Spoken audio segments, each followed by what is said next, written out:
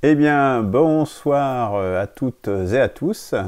Bienvenue dans ce nouveau numéro des mercredis de l'espoir.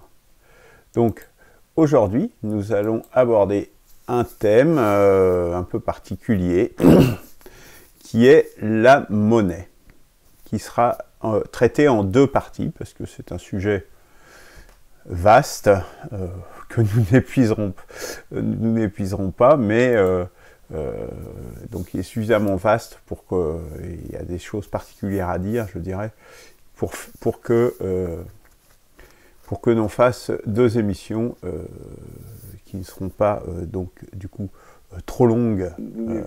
Voilà. Alors, donc, mais avant d'entrer dans le cœur de cette émission, nous allons, comme à l'accoutumée désormais, citer une des maximes de Lao Tse, et qui est en rapport évidemment avec l'émission de ce soir. Bien évidemment, j'essaie de trouver des citations qui parlent de choses qui soient en rapport avec le sujet traité. Vous allez voir que c'est étonnamment d'actualité, alors que ça a été écrit il y a plus de 2000 ans. Quand de riches spéculateurs prospèrent, alors que les paysans perdent leurs terres, que le gouvernement dépense l'argent en armes plutôt qu'en remèdes, quand la classe supérieure est extravagante et irresponsable, alors que les pauvres n'ont nulle part où aller. Tout cela est vol et chaos. Ce n'est pas en accord avec le Tao. Comme cette maxime est d'actualité, voyez-vous, hein, le vol et le chaos, la barbarie, nous appelons cela aujourd'hui la barbarie, eh bien, voilà très exactement ce vers quoi nous allons. Et malheureusement, il y a déjà eu des civilisations qui étaient abîmées, qui étaient en décrépitude. Eh bien, la Chine a connu plusieurs dynasties et une très longue histoire. Donc vraiment, c'est rien de nouveau sous le soleil. Et quand il y a des gens, par exemple, qui me disent ah, mais 6e République, il y en a déjà eu 5, etc. Mais comptez le nombre de dynasties en Chine, vous allez voir qu'il y en a bien plus que 6. Donc ça n'est vraiment pas un critère. Au contraire, je dirais que c'est un critère de maturité, justement. Du fait qu'on arrive à traverser les âges. Parce qu'il n'y a qu'une constante, c'est le changement, comme aurait dit l'antique. Alors, ben je n'arrive pas à sortir de cette... pardon. Alors, avant de rentrer de nouveau dans le sujet, je rappelle quelques actions qui sont en cours. Notamment, il y a le questionnaire sur le site, sur le plan d'urgence. Donc, eh bien, par exemple, la deuxième question hein, sur l'éducation, eh bien, on va trouver un certain nombre de réponses, de mesures d'urgence à prendre en compte. Eh bien, par exemple, celles qui sont proposées, que nous vous proposons sont les suivantes. C'est refonder globalement l'éducation nationale sur les principes républicains et humains, voilà, notamment sur les matières enseignées. Réformer l'administration du ministère de l'Éducation nationale pour plus d'efficacité. Retour à la morale et à l'instruction civique, se lever lorsque les professeurs entrent dans la classe, apprendre le respect des différences. Réduction du nombre d'élèves par classe, maximum 25. Bannissement des systèmes de redressement des notes, notamment au baccalauréat. La note et surtout le diplôme sert à évaluer le niveau atteint par l'élève et non pas de baisser le niveau comme c'est fait aujourd'hui, de donner le diplôme à tout le monde, ce qui fait que le diplôme n'a plus aucune valeur. Un peu comme c'est un peu le parallèle, je vais faire un parallèle qui pourra vous choquer, mais c'est avec le revenu universel. Quand vous donnez quelque chose à tout le monde, quand c'est donné, il n'a plus aucune valeur. C'est-à-dire que, qu'est-ce que ça fait? Ça décale le zéro. C'est-à-dire que là, le bac, comme tout le monde là, c'est normal. Alors les pauvres qui ne l'ont pas, je ne vous explique pas, ils sont complètement disqualifiés. Donc déjà, c'est une machine à exclure. Et d'autre part, comme ils sont peu nombreux, hein, mais alors ceux-là, ils sont complètement exclus de la société. C'est ce qui se passe aujourd'hui. Et de l'autre côté, quand vous mettez tout le monde là, donc vous décalez le zéro. C'est-à-dire que le zéro, au lieu d'être à zéro, il est au niveau bac. Eh bien, au niveau du revenu universel, c'est exactement la même chose. C'est-à-dire qu'au lieu d'être à zéro, eh bien, on va commencer les loyers c'est ce qui se passe avec la location logement notamment. Comme vous avez touché la location logement, on décale le prix des loyers vers le haut. Et tout serait comme ça. Si on mettait en place le revenu universel, ça ferait très exactement ça. C'est pour ça que c'est un non-sens. Enfin, c'est une des raisons. Mais c'est une raison économique et vérifiable, je dirais. Alors, donc ça, c'était le questionnaire que je vous invite à remplir. C'est ouvert à tout le monde. Hein. Il faut s'inscrire sur le site, évidemment, pour garantir l'unicité des votes. Autre action, le manifeste fondateur, le manifeste émergence, le cœur qui se lit en une demi-heure. Hein. C'est vraiment très court comme manifeste. Eh bien, je vous engage à le lire, qui donne la solution pour gagner en 2022. Le manifeste émergence idéologique qui donne la vision de quelle société on peut construire, et pour montrer que c'est pas utopique et que c'est quelque chose de réaliste et qui s'appuie sur du réel, sur les forces qui s'exercent dans la société, et on n'est pas dans des constructions purement idéologiques, et même si là c'est de la théorie, c'est donc de l'idéologie, mais c'est de l'idéologie qui se veut justement inscrite dans l'expérience, inscrite dans le réel, donc de faire quelque chose, un modèle de société qui fonctionne. C'est vraiment ça, l'idée, et pas de faire des élucubrations comme on en a pu le voir par le passé, et comme on le voit encore aujourd'hui. Et le Tao spirituel, là, qui va sortir incessamment sous peu, il est vraiment en phase de toute dernière relecture.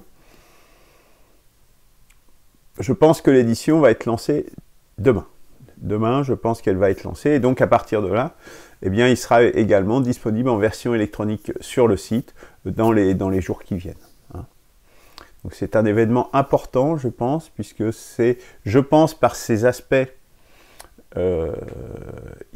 spirituels et sentimentaux, ça sera le prochain manifeste qui sortira dans les mois à venir, que l'on va toucher le cœur ou l'esprit, l'âme des gens. Parce qu'avec les manifestes émergence et émergence idéologique, on s'adresse surtout à la tête, à l'esprit, hein, à ce qui est possible de construire. Là, on va s'adresser à l'âme des gens, à leur esprit, à leur façon de vivre, pour inventer une autre façon de vivre, pour faire une nouvelle civilisation. Hein, c'est vraiment très clairement ça, c'est ça une spiritualité. Eh bien, voilà, je pense, nous apportons beaucoup d'espoir dans ce manifeste. Pour porter la bonne parole, c'est le cas de le dire, bien tournée en France, donc qui démarrera, je pense, certainement par la région Centre-Val de Loire, dès la fin mars, dès la dernière semaine de mars, qui est à cheval sur mars et avril. Normalement, il est prévu que nous démarrions à partir de là, et nous avons déjà 3 points de chute, un dans le sud, un dans le nord, et un deuxième dans le sud du côté d'Avignon. Donc, voilà. Donc, si vous voulez qu'on vienne vous rendre visite et qu'on vous présente les manifestes émergence, discuter avec moi, avec les gens qui m'accompagneront, eh bien, ça sera l'occasion. Voilà. Parce que les réseaux sociaux, c'est bien gentil, mais c'est insuffisant. Rien ne remplace le contact humain. Donc, on se déplacera sur les marchés, rencontrer des associations, sur les campus peut-être universitaires, enfin, voilà, tous les endroits où les gens localement jugeront pertinent, utile et intéressant de pouvoir discuter avec nous. Voilà. Alors, rentrons dans le vif du sujet. La monnaie. Alors, Pardon. Donc la monnaie, donc en deux parties. Donc aujourd'hui, on va cadrer un petit peu le périmètre de la présentation. On va faire un petit peu un historique des origines de la monnaie, parce que c'est important pour comprendre en fait ce que c'est que la monnaie. C'est bien de retracer son histoire. C'est un moyen, je pense, qui est assez souvent employé, mais je pense qu'il est assez intéressant. Mais on va voir qu'il y a des particularités. Enfin, voilà. Quelles sont les caractéristiques de la monnaie, quelques caractéristiques, hein. Et on va faire un petit zoom sur la situation actuelle. La semaine prochaine, on verra la théorie de la valeur travail, la puissance de la finance et comment la contourner. Alors, cadrage. Donc déjà, cadrage, la première chose, ce n'est pas un cours d'économie, hein. Je ne vais pas vous faire un cours d'économie, j'en serais bien incapable de toute façon. Et il y a plein d'endroits où vous pouvez avoir des cours d'économie. Donc tous les aspects ne sont pas abordés. Le sujet est très vaste, donc c'est impossible de le traiter de toute façon en moins d'une heure. Là, déjà, on va le couper en deux sessions, d'autant plus qu'il va être traité d'une façon particulière, c'est-à-dire que ce n'est pas un cours, justement, c'est dans l'optique d'être orienté pour trouver des solutions pour le peuple, hein, parce que la puissance de la finance, elle est importante. Donc je vous renvoie aux ressources là, que vous trouverez sur le site, hein, ils sont sur la page qui va héberger la vidéo de cette émission. Vous trouverez tout un tas de ressources, donc il y a des vidéos très intéressantes, dont nous en parlerons. Il y a un site, voilà, Richesse et Finance, qui est également donne un certain nombre d'articles sur les différents aspects de la monnaie. Et puis, il y a même un cours là, de l'université de Saclay, hein, Paris-Saclay, qui explique qu'est-ce que la monnaie. Et voilà. Donc, mais d'ailleurs, on va en tirer une définition qu'on citera à la fin, en résumé de cette présentation. Donc voilà, je vous renvoie à ça, qui sont des ressources, je dirais, plus académiques. Nous, on n'est pas du tout dans un cadre académique. L'orientation, c'est d'avoir les outils suffisants simplement pour avoir une idée de ce que c'est que la monnaie, quel rôle ça joue, etc., quelles sont ses propriétés, ses caractéristiques, et comment est-ce qu'on va pouvoir, si nous arrivons au pouvoir, eh bien, à gérer les puissances financières. Alors, l'origine. En fait, l'origine des monnaies, ça remonte à la nuit des temps. Vraiment à la nuit des temps. À la nuit des temps à partir du néolithique, hein, donc dans la préhistoire récente, quand même, malgré tout. Hein. Le néolithique, c'est il y a 10 000 ans, hein, à peu près. Donc, à l'échelle des temps géologiques, c'est très court. Hein. En fait, l'histoire de l'humanité, elle est très courte. Bon, pour nous, ça semble beaucoup, 10 000 ans. Mais en vérité, à l'échelle des dinosaures, oui, par exemple, c'est tout petit, 10 000 ans, c'est que dalle. Donc, pour nous, ça remonte à la nuit des temps. C'est-à-dire qu'on ne sait pas le dater, effectivement. Hein, parce qu'en fait, ça répond à deux fonctions, à deux besoins majeurs. Le premier, c'est de pouvoir échanger. Et donc, à partir du moment où on a produit suffisamment, et déjà qu'on a produit, et qu'on n'était pas dans une économie de cueillette, et encore, même dans une économie de cueillette, peut-être même avant le néolithique, il y avait déjà des moyens d'échange, on ne sait pas, à vrai dire. Hein. En tout cas, moi, je ne le sais pas. Peut-être des préhistoriens, des paléontologues le savent, et des spécialistes de la préhistoire le savent, mais en tout cas, moi, je ne le sais pas. Donc l'échange immédiat ou différé. Donc, ce qu'il faut bien voir, c'est que c'est déjà une forme de crédit. Donc, c'est soit vous échangez quelque chose. Alors, à l'origine, il y avait le troc, évidemment. Mais, en fait, on s'aperçoit que le troc montre très très vite ses limites. Puisqu'il faut, à un instant T, pouvoir échanger deux choses de même valeur et qui intéressent les deux personnes. Ah, c'est pas facile, le troc. Hein. Donc c'est soit immédiat, donc il y a eu un besoin de trouver un moyen d'échanger, et donc soit immédiatement, donc vous échangez quelque chose contre autre chose que les deux considèrent de valeur équivalente, ou différé, en disant bon, bah, je te donne ça aujourd'hui. Par exemple, je te donne un cochon au printemps. Mais comme toi, tu as beaucoup de pommiers, bah, tu me donneras des pommes à l'automne. Vous voyez? Et il y avait des mécanismes justement de règlement différé déjà, et c'était une forme de crédit quelque part. Hein. Et ça remonte à très. Visiblement, on a retrouvé des traces de ça dans le passé. Autre fonction, la conservation de valeur, les réserves. Donc, les réserves, bon, bah voilà, qui peuvent être, j'ai acquis quelque chose, bah, par exemple, typiquement, j'ai le cochon qui avait été donné au printemps, l'autre, il lui a peut-être fait une réserve, une reconnaissance de dette sur un cochon qui correspond peut-être qu'à je sais pas, 3 paniers de pommes, mais peut-être qu'il n'en utilisera que 2. Et donc, il gardera la troisième reconnaissance de dette en réserve. Vous voyez. Donc, ce sont les deux fonctions et les deux besoins majeurs, en définitive, que remplit la monnaie dans les échanges. Donc, c'est vraiment quelque chose de très important. Une chose importante qu'il faut bien voir là, c'est on part dans ces échanges, on part d'une marchandise pour avoir de l'argent, admettons de l'argent sous forme de monnaie, on va dire ça, et pour acquérir une autre marchandise. Donc on est dans un schéma M, marchandise, A, argent, M, marchandise. D'accord? C'est pas noté, mais je vous demande de le mémoriser, parce que la semaine prochaine, on expliquera qu'il y a peut-être des mécanismes qui sont différents. C'est le fonctionnement du capitalisme. On est dans un truc où on part avec du capital, A, pour avoir de la marchandise, qui est juste un moyen d'augmenter le capital pour avoir du A. On est de A vers M pour de nouveau A. Ça, c'est un mécanisme fondamental du fonctionnement du capital. Et pas simplement du capitalisme, d'ailleurs, du capital.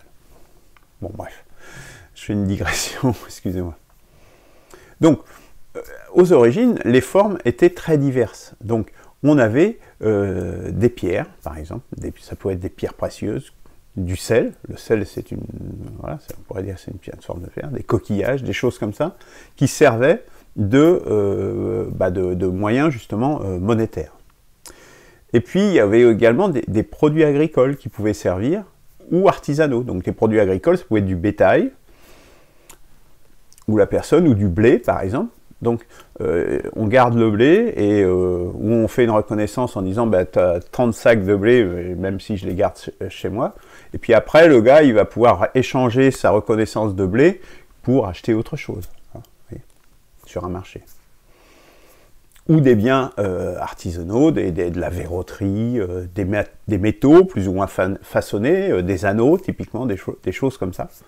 Parce que bon, les métaux, on le verra dans cette histoire, ont des propriétés très intéressantes pour jouer ce rôle de valeur que n'ont pas les autres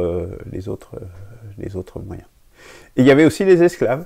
Les esclaves, c'était aussi une forme monétaire, puisque c'était considéré comme une monnaie d'échange assez facile à échanger. Hein. Dans l'Antiquité, l'esclavage était, je ne veux pas dire il était généralisé, je pense qu'on peut dire ça, était très fréquent. Donc les esclaves, tout le monde en avait besoin, et donc ça servait de monnaie d'échange, hein, un peu universelle. Et puis, il y avait un autre besoin qui s'est fait jour, c'est le besoin de comptabilité. Et notamment en Mésopotamie, tout ce qu'on appelle l'écriture cunéiforme, notamment, l'essentiel de l'écriture qu'on appelle cunéiforme, ce sont des livres de comptes. Ce sont des livres comptables, en définitive, où on compte le nombre de sacs, etc. etc. Parce que l'économie, à l'époque, était souvent centralisée autour d'une ville. Et c'était la ville, en définitive, on regroupait toutes les marchandises qui étaient produites, tous les produits qui étaient produits, pour le coup, et ils devenaient des marchandises, et étaient redistribués, justement, par le roi, des choses comme ça. Il y avait beaucoup de ce type de fonctionnement dans l'Antiquité, donc c'était important d'avoir une comptabilité, de savoir ce qui rentrait, ce qui sortait, etc. Donc ça, c'est aussi un besoin important, simplement de tenir des comptes, hein, pour faciliter les échanges et des réserves. Et c'était un moyen très important. Dès que vous avez des surplus, eh bien, il faut être en mesure de compter. Alors, un des problèmes, comment garantir la valeur? Parce que la monnaie, c'est bien gentil, donc il faut trouver un support déjà pour cette monnaie, mais comment garantir que ça correspond bien à une valeur, à un bétail qui est là, à une pomme, etc. etc. Donc, parce que la question, c'est comment pas se faire avoir. Toute l'histoire de la monnaie, c'est ça en définitive. C'est comment est-ce qu'on peut garantir la valeur de telle sorte que les deux agents qui s'échangent une marchandise contre de la monnaie, ben, il n'y en a pas un qui se fasse avoir par l'autre en disant ben, je donne pas assez de monnaie ou je donne trop de monnaie. Tout est là. Tout est là. Comment garantir la valeur? Donc on voit déjà qu'on a une décorrélation un petit peu entre la valeur et la monnaie. Hein, on essaye de faire coller les deux. Donc vous voyez, ça c'est très intéressant, très structurant. Et donc en fait, ça veut dire qu'il y a une valeur sociale sous-jacente, plus forte que la monnaie, puisque la monnaie, elle vient depuis longtemps pour faciliter l'échange, mais on sent bien qu'il y a une valeur sous-jacente, une valeur sociale, puisqu'on est dans des relations sociales. La monnaie, les animaux, ils n'ont pas de monnaie, hein, ou même avant, quand on était à l'époque de chasseurs-cueilleurs, de petites tribus, il n'y avait pas besoin de monnaie non plus. C'est à partir du moment où vous avez des sociétés plus constituées que vous avez besoin de monnaie. Et donc, c'est vraiment quelque chose de purement social. La monnaie est quelque chose de social. C'est vraiment pas... D'ailleurs, l'économie est une science sociale. Ce n'est pas une science dure, comme la physique, comme la chimie, etc. Ça, c'est très important de bien l'avoir en tête. Hein. Quand on vous dit que l'économie, oh là là, c'est un grand économiste, etc. Attention, ça reste des sciences sociales, comme la psychologie, etc. etc. Ça ne veut pas dire que ce n'est pas des sciences, mais on n'est plus dans les sciences dures, qu'on appelle dures. Hein. Donc, ici, il y a forcément une valeur sociale sous-jacente. S'il n'y avait pas de problème, justement, de ne pas se faire avoir, c'est se faire avoir par rapport à quoi? Par rapport à une vraie valeur, à une autre valeur, à une valeur profonde. Nous allons y revenir. Ça va être un fil rouge, en fait, tout au long de cette présentation, qui n'est pas un cours, hein, et là, on le voit bien. Donc, on a inventé les monnaies métalliques, puisque les monnaies métalliques, ben, les métaux ont des qualités très importantes, justement, pour porter la valeur. Parce que, justement, ils avaient une valeur intrinsèque. Hein, et cette valeur intrinsèque, en fait, ça représente le coût de production moyen, puisque les métaux sont rares, il faut faut extraire le minerai, il faut le traiter d'une certaine façon, il faut le fondre, etc., pour avoir un métal qui, là, pour le coup, est assez durable. Hein. Des métaux comme le bronze sont durables, ils ne s'oxydent pas trop, tout ça, donc ils ont une valeur, voilà. Hein, le fer, déjà, c'est moins bien, parce qu'il rouille assez vite, il va se dégrader, donc comme moyen d'échange, c'est pas facile. Les autres, comme le sel, le blé, c'est périssable, donc la valeur ne se conserve pas au fil du temps, donc c'est un problème. Donc il faut qu'il y ait une conservation. Donc les monnaies métalliques sont très intéressantes de ce point de vue-là. Et ils sont pas faciles à produire. Si vous prenez les coquillages, bah, vous pouvez vous dire, les coquillages, il suffit d'aller sur la plage, vous allez en ramasser, puis ça y est, vous êtes riche. Donc c'est un peu... c'est pas terrible, les coquillages, si vous voulez. Hein. Et puis c'est assez facile, puisque c'est normalement relativement abondant. Donc, la monnaie métallique a des intérêts importants. Donc c'est pour ça qu'on s'est servi de supports métalliques, et surtout des métaux précieux, évidemment. Les métaux les plus ordinaires qu'on arrivait à produire facilement, bah, c'est un peu comme les coquillages, il suffisait de se dire, bah, je vais aller, si je peux en produire facilement, bah, je vais être riche, puisque je vais pouvoir faire plein de métaux si j'ai un endroit où j'ai des métaux, alors que je n'ai pas grand-chose à faire, vous voyez. Et donc, le fait d'utiliser des métaux précieux a nécessité une transgression importante, puisque ces métaux précieux étaient souvent le support des rituels religieux, des supports justement de sacrifices, puisqu'on est passé des sacrifices humains aux sacrifices animaux, à des sacrifices aussi plus sous forme justement monétaire, ou de valeur en tout cas. Et donc, de bagues en or, des choses comme ça. Donc, le trésor, donc il y a eu une transgression à un moment donné, justement, de ces rituels religieux, pour faire basculer ces métaux précieux du domaine spirituel vers le domaine social, économique. Bon. Ça peut paraître anecdotique, mais c'est quand même pas, ça n'est pas tant que ça, je trouve. Et, au fil du temps, l'or est émergé comme étalon. Pourquoi ? L'or a beaucoup de qualités par rapport à d'autres métaux.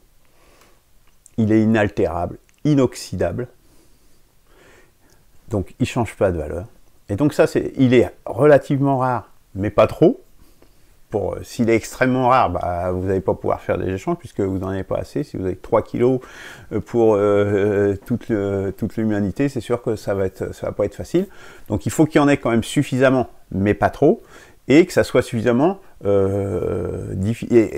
réparti sur la planète pour pas qu'il y en ait un qui se retrouve assis sur une mine d'or, comme on dit. Hein. L'expression, elle ne vient pas de nulle part.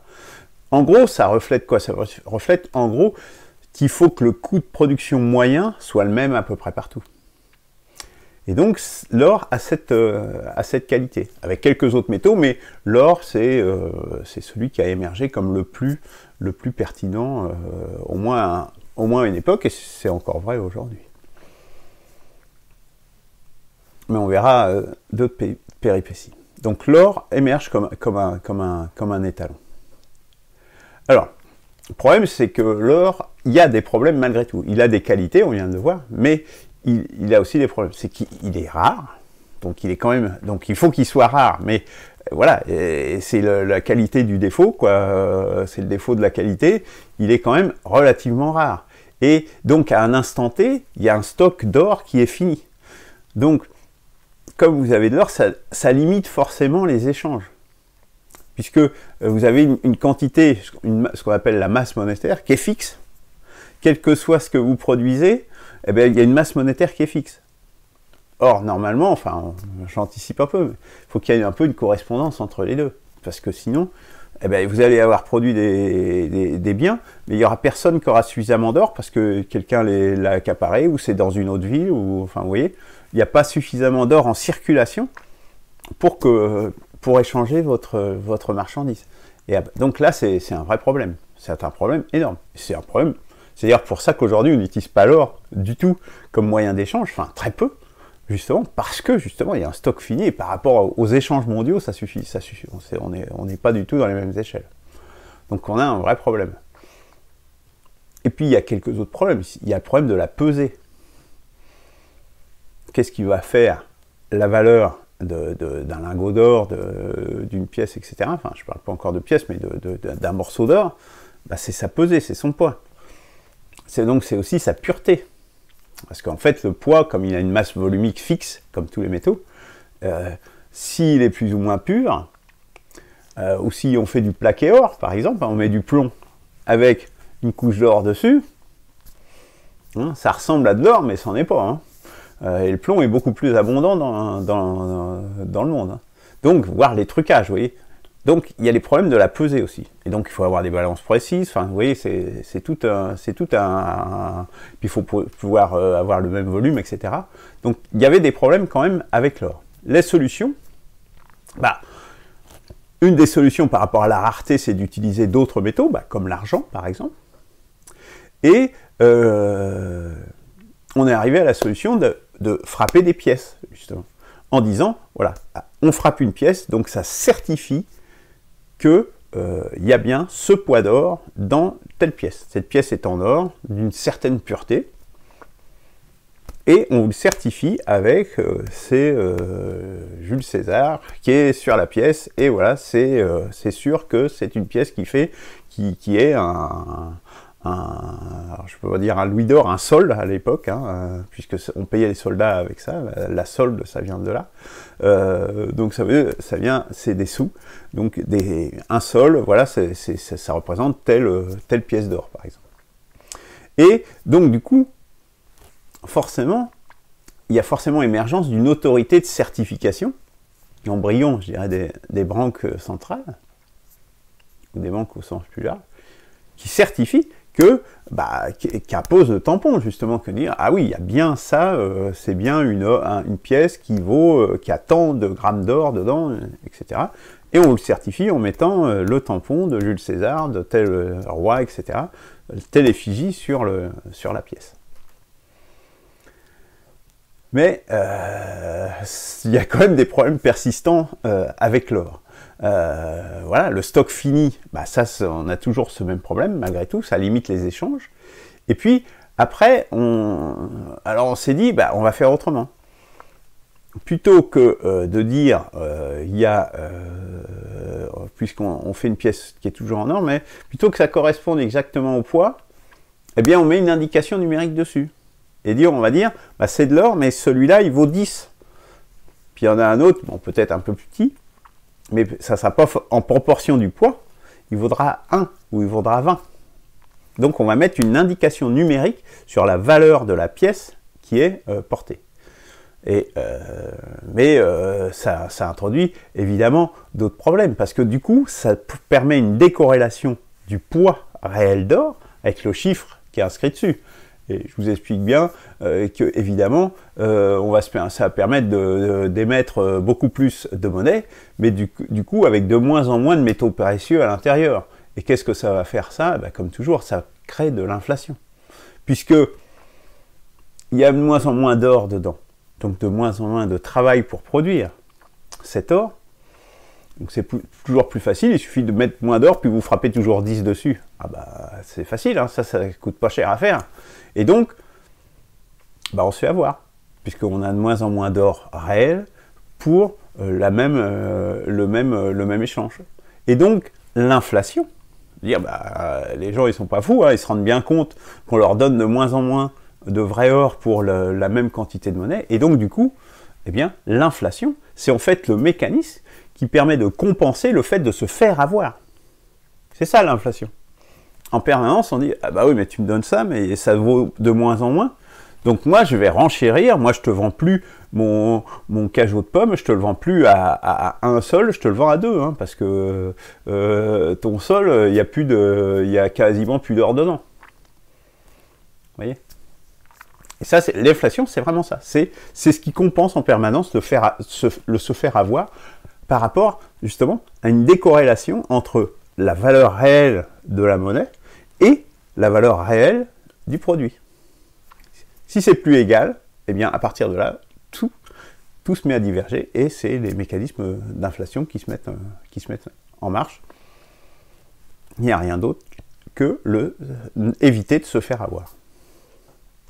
Et donc, ça montre une nouvelle fois que c'est bien l'inflation, c'est un moyen d'expression en fait de la valeur sociale sous-jacente.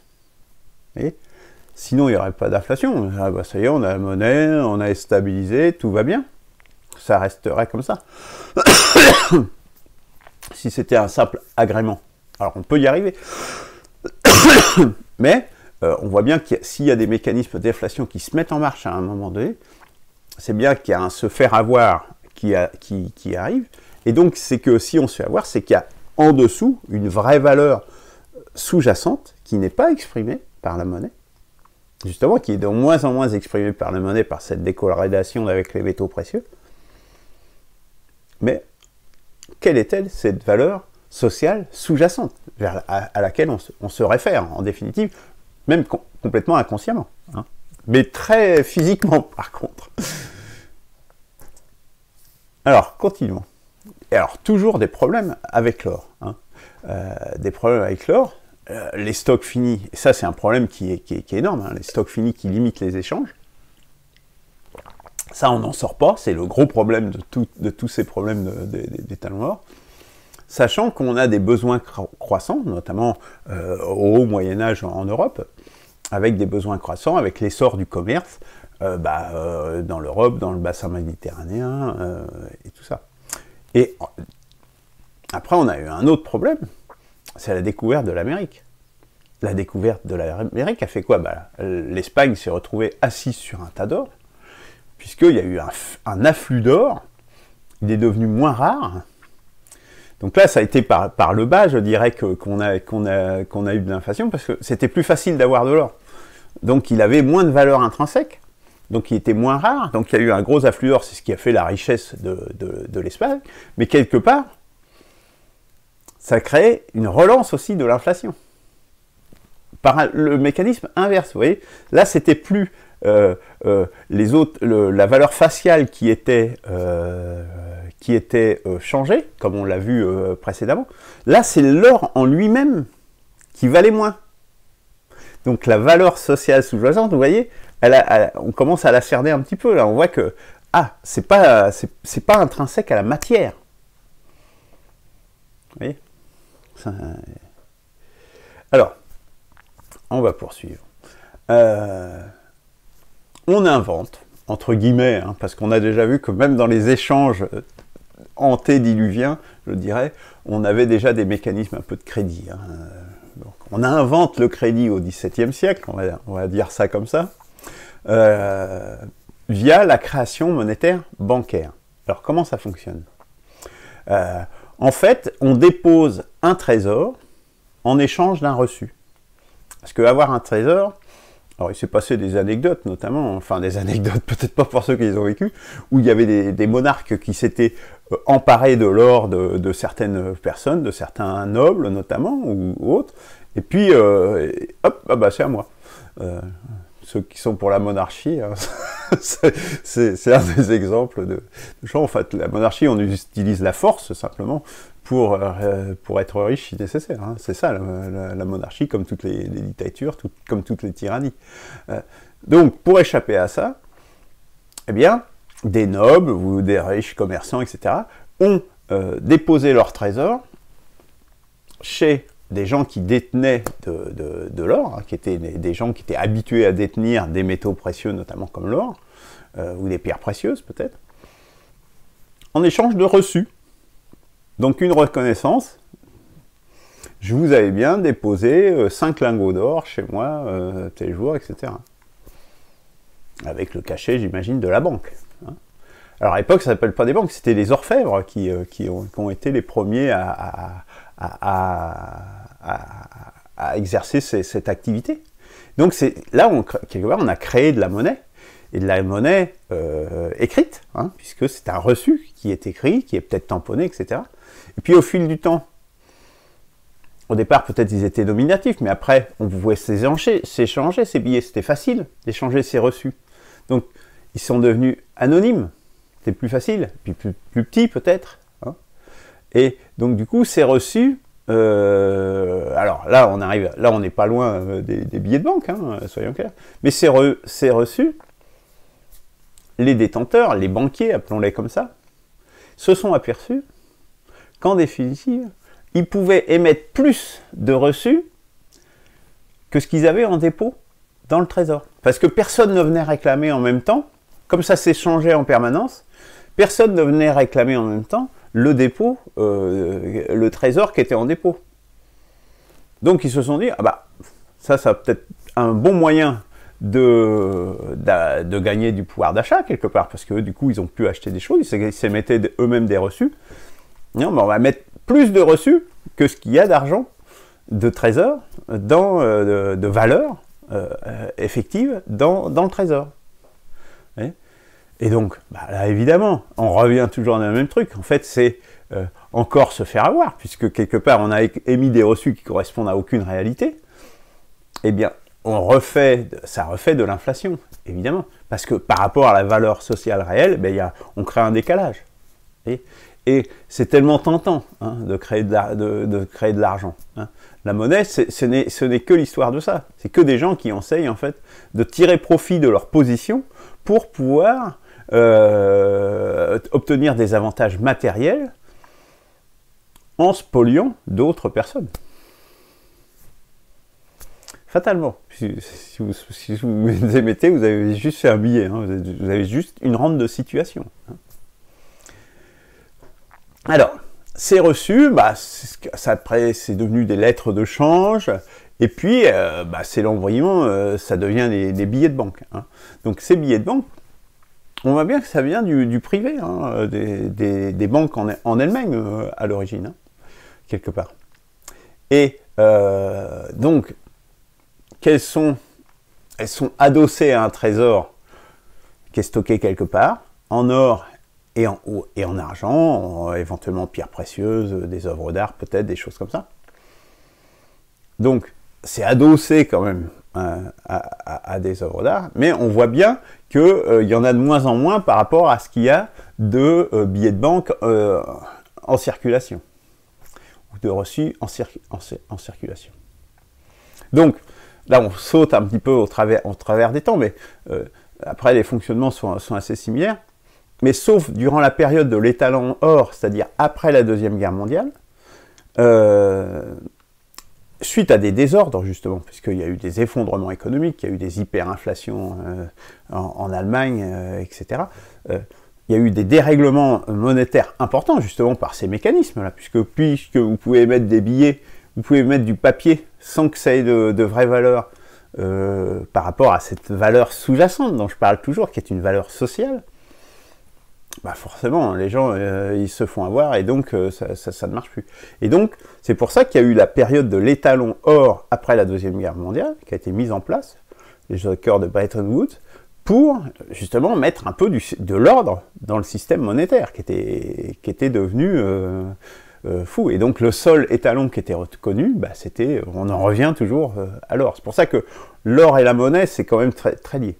Jusqu'à 1971, où les États-Unis, avec étalon or convertible en dollars, puisque bon, dans le monde capitaliste, hein, le monde était divisé en deux, hein, entre l'URSS d'un côté et les pays communistes, et les pays capitalistes menés par les États-Unis d'Amérique.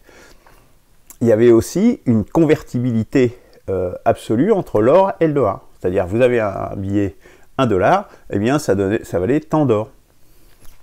Donc il y avait vraiment un étalon or, il y avait un rapport de change fixe entre les deux. Jusqu'à ce que Nixon mette fin à cette convertibilité, en disant de 1 pour 1, admettons, hein, en 1971, suite au coût justement exorbitant, notamment de la guerre du Vietnam, qui coûtait extrêmement cher, et donc il a fallu qu'il avait besoin de faire tourner la planche à billets. On en revient toujours à ça. Pour justement faire avoir des gens et dire on va vous rembourser, en fait on va vous acheter des armes, des trucs, mais on va vous rembourser toujours en dollars, sauf que le dollar en réalité va valoir de moins en moins. Donc en réalité on vous rembourse ce qu'on appelle en monnaie de singe. Hein, c'est ça que ça veut dire, en papier quoi. Donc ça montre une chose, hein, c'est que ça a fonctionné pendant un certain temps, mais tous ces échanges de billets de banque ou de pièces avec un chiffre décorrélé de la valeur réelle en pesant de métaux précieux à l'intérieur, donc ça repose essentiellement sur la confiance.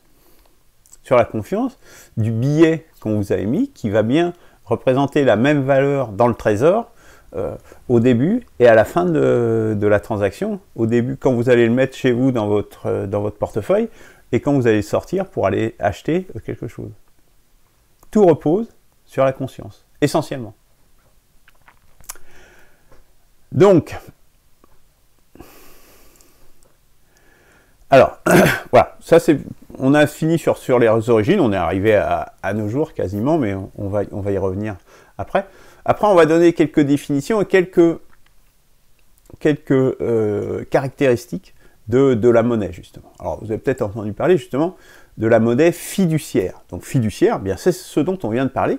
Ce sont les pièces et les billets, justement. Hein. Mais on s'aperçoit, enfin, on va voir tout à l'heure, en fait, c'est donc émis par les banques centrales. Pour le coup, ça, c'est vraiment important. Et ça repose sur la confiance. Il faut que vous ayez confiance dans le fait que la pièce, avec ce qui est marqué dessus, car aujourd'hui, ils sont plus du tout de métaux précieux à l'intérieur, les pièces qui sont frappées. Les billets, c'est pareil, c'est juste des billets qui sont des bouts de papier, suffisamment sophistiqués quand même, pour qu'on ne puisse pas les imiter trop facilement. C'est pour ça qu'il y a toute cette ingénierie autour de la fabrication des billets de banque pour pas qu'on puisse les imiter trop facilement, parce que si on pouvait les imiter trop facilement, ben on créerait de la valeur, de la fausse valeur très facilement. Alors, les banques centrales veulent se garantir ce droit à eux seuls. Hein. Donc, il faut incorporer un peu plus de travail dans les billets pour justement qu'ils ne soient pas trop facilement falsifiables. Et repose sur la confiance, parce que évidemment, fiducia, fiduciaire, ça vient du latin fiducia, qui veut dire confiance, justement. Et en théorie, on l'a vu, en théorie, ils sont échangeables contre de l'or. Donc si vous allez à la Banque de France, vous allez dire, je veux l'équivalent d'or de ma liasse de billets, bien, normalement, on est censé vous donner l'or correspondant. Alors la monnaie scripturale. Alors elle est scripturale parce qu'elle est écrite. Mais on s'aperçoit déjà que la fiduciaire, elle est déjà aussi un peu écrite, puisque c'est des choses qui sont écrites tant sur les pièces frappées, que sur les billets, c'est billets de 100, ou 1000, ou 500. Donc, hein, la distinction, elle existe, mais on va voir qu'elle n'est pas aussi nette que ça, quoi, par rapport à des valeurs comme était un lingot d'or, par exemple. Scriptural, en fait, ça correspond à l'écriture dans un livre de compte, détenu par un banquier, typiquement. Hein. Donc, dans un livre de compte, chez un banquier, donc qui est censé avoir un trésor aussi, des fonds propres, comme on dit aujourd'hui, eh bien, il dit, ah ok, chez moi, je constate, je reconnais que vous avez déposé 1000 euros, et donc je les tiens à votre disposition, moyennant quelques frais quand même. Hein. Voilà. Mais une autre forme de monnaie scripturale, c'est l'écriture d'un chèque. Quand vous écrivez un chèque, vous faites un chèque de 1000 euros, eh bien vous venez en fait de créer de l'argent qui vaut 1000 euros. C'est aussi de la monnaie scripturale.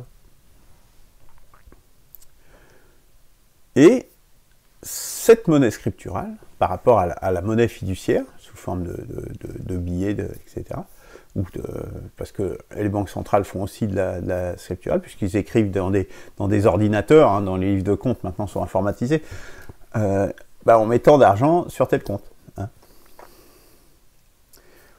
Ça représente, cette monnaie scripturale, 90% de la masse monétaire, donc de l'argent qui est en circulation, enfin, oui, qui est en circulation, on va dire, même s'il ne circule pas forcément, il est en circulation, il peut être en réserve quelque part, mais quelque part, il pourrait circuler. Hein. Donc, c'est ce qu'on appelle la masse monétaire. 90% de la masse monétaire est sous forme de monnaie scripturale. Excusez-moi, je suis revenu en arrière plutôt que d'aller en avant. Donc, ça pose la question, effectivement, donc, de la création monétaire. Comment se déroule la création monétaire? Donc, en fait, on voit que c'est toujours lié souvent à du crédit. Hein. Il y a deux mécanismes. Il y a le mécanisme, les dépôts font le crédit, vous déposez 1000 euros à la banque, et avec ces 1000 euros, eh bien, la banque va prêter 500 euros à une autre personne. C'est donc les dépôts font les crédits. L'autre méthode, c'est les crédits font les dépôts, c'est-à-dire que au moment où vous demandez un crédit, la banque vous accorde l'argent, crée l'argent, comme si elle faisait un chèque, elle vous donne l'argent, en supposant qu'elle a les fonds propres, les reins solides suffisamment pour être légitime à créer cet argent, elle vous donne 10 000 euros pour acheter une moto ou quelque chose comme ça, qui contre une reconnaissance de dette, donc de la richesse, de la valeur que vous allez lui rembourser au fil du temps. C'est une promesse de remboursement au fil de temps, c'est une promesse de création de valeur dans le futur, que vous faites quand vous contractez au crédit auprès de la banque, et une part de cette richesse que vous allez créer, vous allez la donner à la banque pour rembourser justement le crédit qu'elle vous a fait. Et à la fin, donc il y a eu création, et à la fin, lorsque tout est remboursé, eh bien la monnaie a été détruite, puisque ça a juste remboursé le crédit qui a été donné initialement. Donc je vous renvoie sur un des liens, justement, c'est très bien expliqué par cette jeune économiste là, qui explique. Donc il y a toute une série de cours destinés c'est des cours pour des premières, je crois. Donc c'est très abordable, donc je vous conseille d'aller voir sur ce site. Il y a plein de vidéos très simples et très sympathiques. Alors, là c'était la création monétaire. La monnaie, donc c'est un moyen d'échange, hein, un moyen qui facilite justement les échanges. C'est aussi un moyen de stockage, donc les réserves. C'est les deux caractéristiques majeures de la monnaie. Et une troisième caractéristique qui est très importante, justement pour garantir le fait qu'on puisse faire des échanges et qu'on puisse faire une réserve, c'est qu'il faut que ça soit accepté par tous dans un espace donné. Parce que sinon, vous ne pouvez plus faire d'échanges, et puis vous avez beau stocker, si personne ne veut de votre stock, ça ne sert à rien. Donc ça, c'est une propriété, une caractéristique de la monnaie qui est très importante. Il faut qu'elle soit acceptée par tous dans un espace donné. Et en particulier par l'État pour le paiement de l'impôt. Hein, il y a tout un tas de monnaies parallèles en ce moment, par exemple, mais pour payer vos impôts, c'est en euros, hein, c'est pas autre chose. Hein. Et c'est ce qui fait la force de la domination du dollar. C'est qu'en fait, sur l'économie mondiale, et qui peuvent se permettre de faire ce qu'ils appellent des sanctions, qui sont des embargos en définitive, des genres de sièges sur certains pays, en disant, eh bien, on vous interdit d'utiliser le dollar pour des échanges avec tel pays, parce que sinon, on va vous retirer les marchés. Et donc, comme c'est le moyen qui est accepté dans le monde entier, parce que là, du coup, l'espace donné, c'est le monde entier qui accepte les dollars, eh bien, le dollar peut se permettre de dominer le monde entier. Les États-Unis dominent le monde entier grâce au dollar, en grande partie.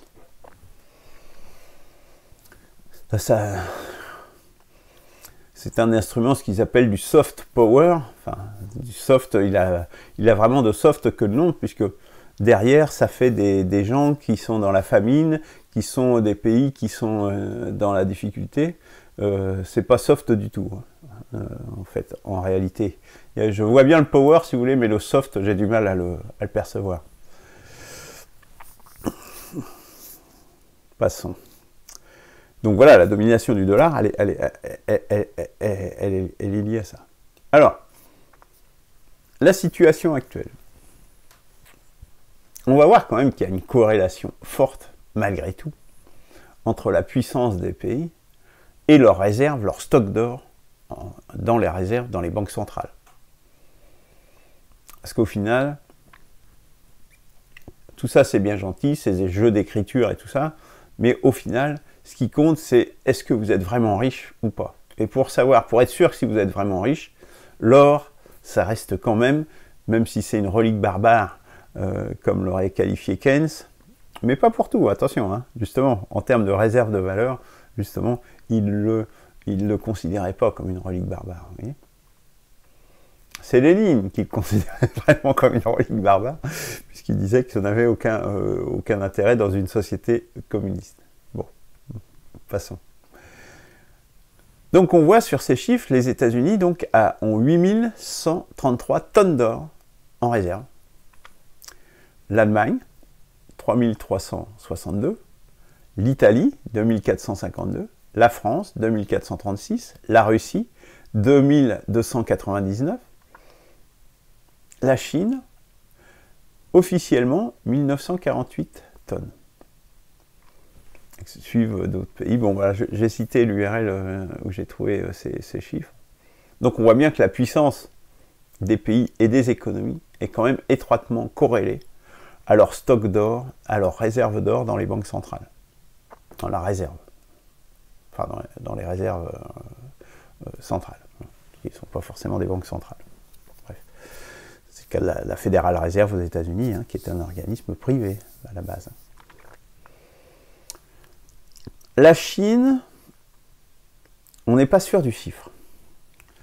On n'est pas sûr du chiffre parce que la Chine, elle veut sortir de la dépendance au dollar. Ils essayent de plus en plus de faire des échanges dans d'autres monnaies que le dollar, justement, parce qu'ils voient bien que c'est un problème, que c'est un outil énorme de domination du monde par les États-Unis d'Amérique, cette puissance monétaire. Et donc la Chine essaye de monter en puissance justement sur une monnaie, sur d'autres moyens d'échanger. Et une chose importante, évidemment, on le voit, le stock d'or est très important. Et on suppose, ça c'est ce qui est déclaré, mais on suppose en fait que les stocks d'or de la Chine sont peut-être beaucoup plus importants que ça. Mais on ne sait pas. Officiellement, c'est ça. Mais on suppose que la Chine, en ce moment, depuis des années, achète de l'or en sous-main pour constituer en fait une réserve considérable. Mais bon, c'est des suppositions. Alors, la situation actuelle, elle est, on va voir, enfin on retrouve toujours les mêmes choses, vous voyez, au travers de l'histoire. On est dans une émission monétaire très très grande aujourd'hui et une épargne massive. C'est-à-dire qu'avec le Covid, en plus, ça s'est renforcé puisque les gens ont peur. Donc, ils engrangent l'argent et ils le stockent. Ils le font pas circuler. Ça fait grossir la masse monétaire. Donc, on a une masse monétaire qui est croissante et une activité qui est plutôt en réduction puisque, il y a eu des récessions partout dans le monde. Donc, énormément d'émissions monétaires, une épargne massive, donc une grosse masse monétaire, avec une activité qui est en réduction. Et, parallèlement à ça, une croissance de la dette. On a bien vu que la dette, c'était aussi un moyen de créer de l'argent. Donc, il y a de l'émission monétaire, mais il y a aussi de la croissance par la dette massive. Donc, on arrive à des niveaux, en fait, de croissance monétaire qui sont hallucinantes. Là j'ai mis ici la courbe de la dette de la France. Donc on voit ici, on voit bien, ici c'est 2008, ça c'est Sarkozy qui a augmenté, en fait là on était dans les entours de 1500 milliards, on est passé de dette à 2000 milliards. Donc on a gagné un quart en très peu de temps. Vous savez, c'est le moment où il a dit Sarkozy a sauvé la situation, etc. En fait, il a juste endetté la France d'un quart supplémentaire. Juste un quart supplémentaire. C'est juste énorme, quoi. Et puis là, on voit, là, ça continue de monter, de toute façon. Hollande, avec sa politique, lui, il essayait de faire diminuer ça. Mais là, on voit qu'avec le Covid, et là, vous avez vu, là, c'est même encore plus. La courbe, elle est encore plus à la verticale qu'à l'époque de Sarkozy, quand même. Ça, c'est la dette publique. En pourcentage du PIB. Et là, c'est en milliards d'euros. Là, c'est en pourcentage du PIB. Bon. Et ici, on a en dessous, ici, des zones, en fait, qui sont l'image de la dette par pays. Donc on voit que les États-Unis, c'est une mer de dette. L'Italie est extrêmement endettée aussi. L'Allemagne, la France. Le Japon qui est une situation très intéressante parce que, en définitive, ça fait des années que le Japon est un peu dans la situation que nous rencontrons en Europe aujourd'hui, c'est-à-dire d'une stagnation permanente. Ils ont créé de la monnaie pour essayer de relancer l'économie pendant des années et des années. Ça ne marche pas. Parce que vous avez beau créer de la monnaie, en fait vous créez de l'endettement, Mais s'il n'y a pas d'activité, il n'y a pas d'activité. Vous ne créerez pas de l'activité par la masse monétaire. C'est juste ce que cela démontre. Et en fait, ce qu'on s'aperçoit, c'est qu'on a une déconnexion, avec l'économie réelle. De plus en plus, la monnaie est décorrélée de l'économie réelle. Et dans le passé, on l'a bien vu, ça finit toujours par faire de l'inflation, parce qu'en fait, on vous rembourse en monnaie de singe.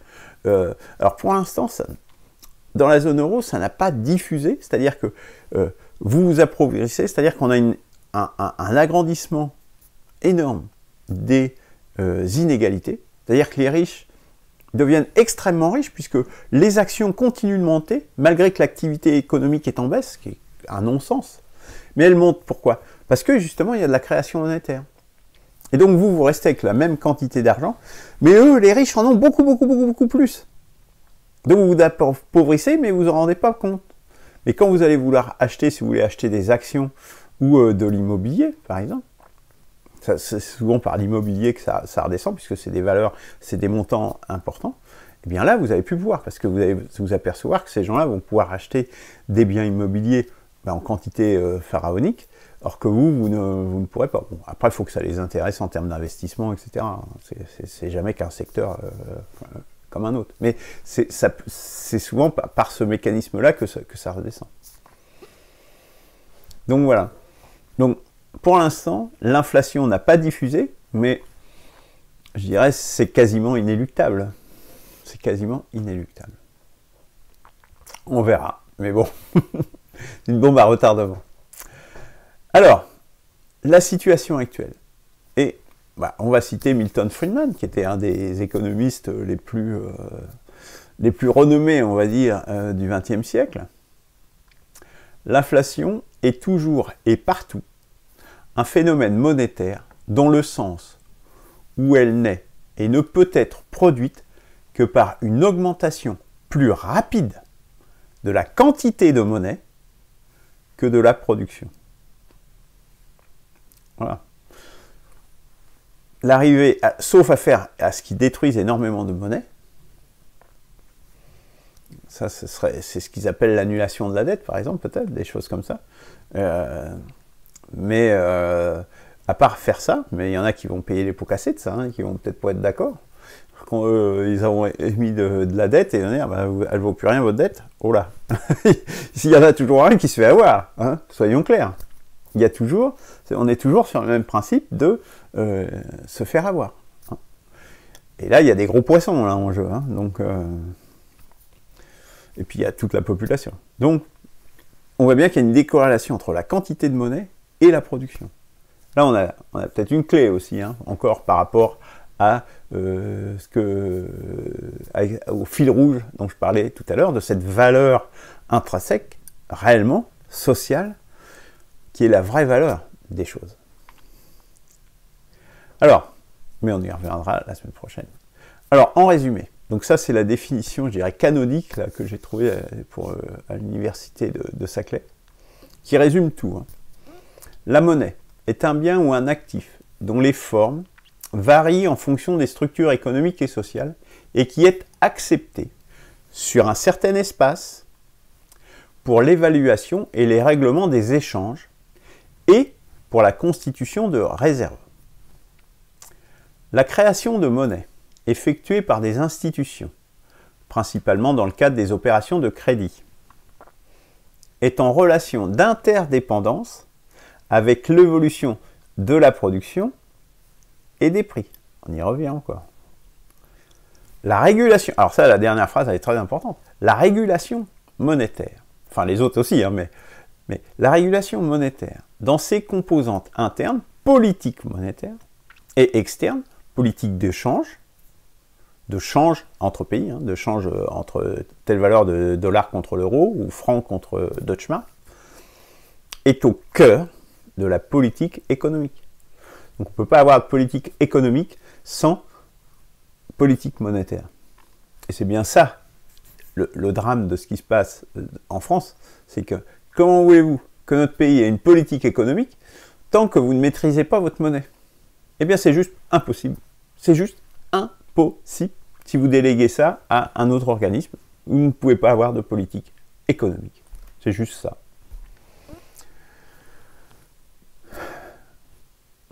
Hein, c'est qu'il fallait démontrer.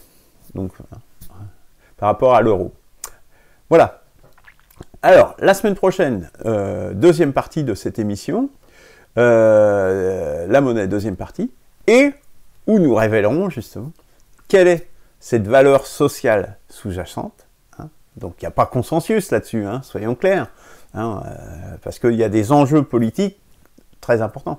Et justement, comment, avec cette valeur sociale sous-jacente, comment est-ce qu'on peut justement reprendre la maîtrise et contrer éventuellement ça sera même indispensable, les contre-pouvoirs financiers si le peuple arrivait à reprendre la maîtrise de son destin, arrivait à prendre le pouvoir.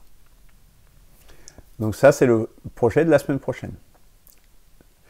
En attendant, eh bien, commandez les mini-cartes 1P6R pour réorienter la démocratie, échapper à la barbarie. On voit bien que là, on nous y mène